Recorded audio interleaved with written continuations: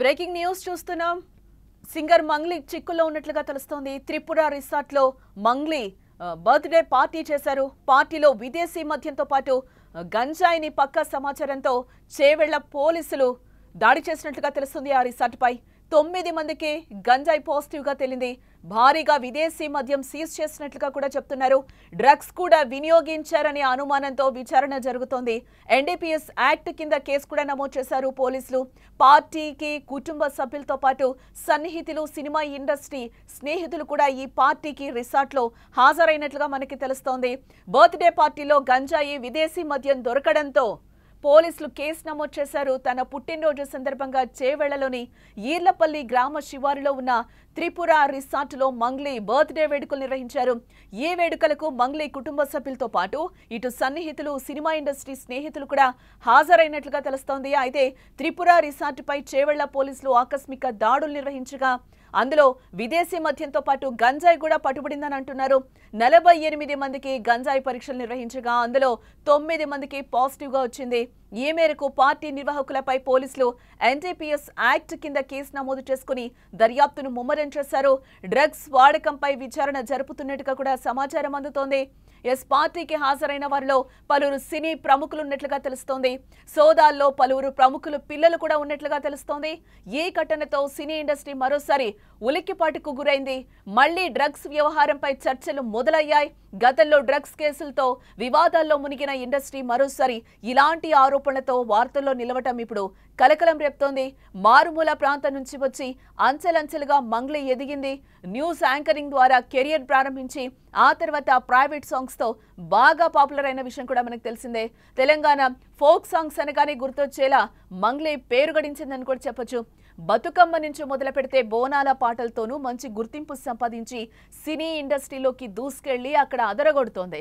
Movies లో వరుస పాటలు, ఈవెంట్లతో దూసుకుపోతున్న మంగ్లీ ఇలా తన పార్టీలో మాదక ద్రవ్యాలు వినియోగించడంపై తీవ్ర విమర్శలకు దారితీస్తోంది.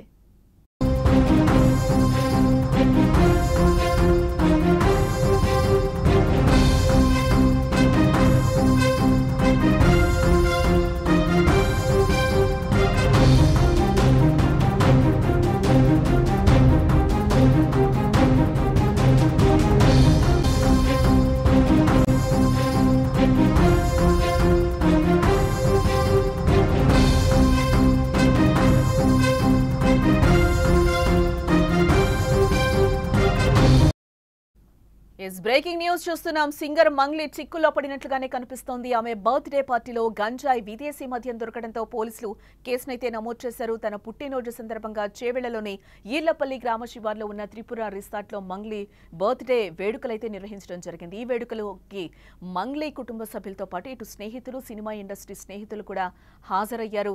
అయితే త్రిపుర రిసార్ట్ పై చేవెళ్ల పోలీసులు ఆకస్మిక దాడులు నిర్వహించగా విదేశీ మద్యంతో పాటు గంజాయి కూడా పట్టుబడినట్లుగా తెలుస్తుంది. వీళ్ళలో 48 మందికి గంజాయి పరీక్షలు నిర్వహించగా అందులో 9 మందికి పాజిటివ్ వచ్చినట్లుగా తెలుస్తోంది.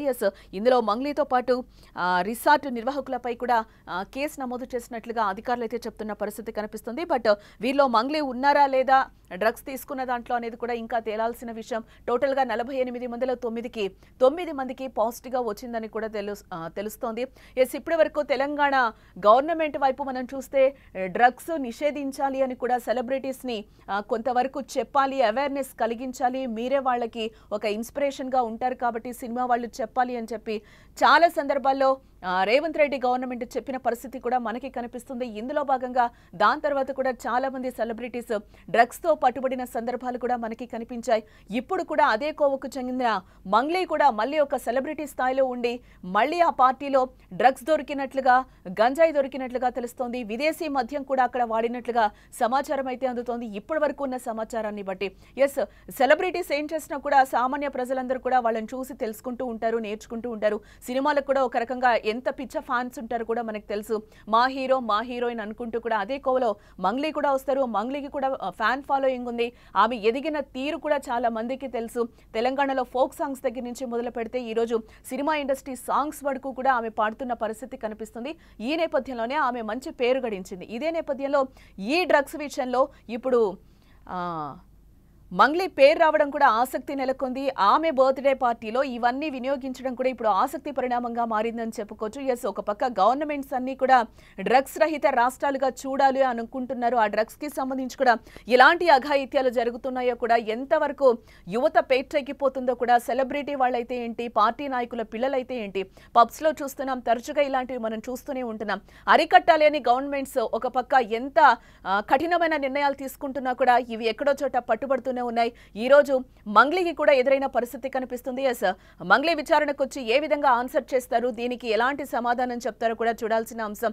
ఎస్, మనం అక్కడ పట్టుకున్న డ్రగ్స్ ను కూడా చూస్తున్నాం. విజువల్లో కొంతమంది సెలబ్రిటీలు కూడా అక్కడ ఉన్నట్లుగా తెలుస్తుంది. టోటల్ గా ఇందులో 40 మంది ఉన్నారు. 48 మందిలో కూడా 9 మందికి పాజిటివ్ గా తేలిందని కూడా అంటున్నారు.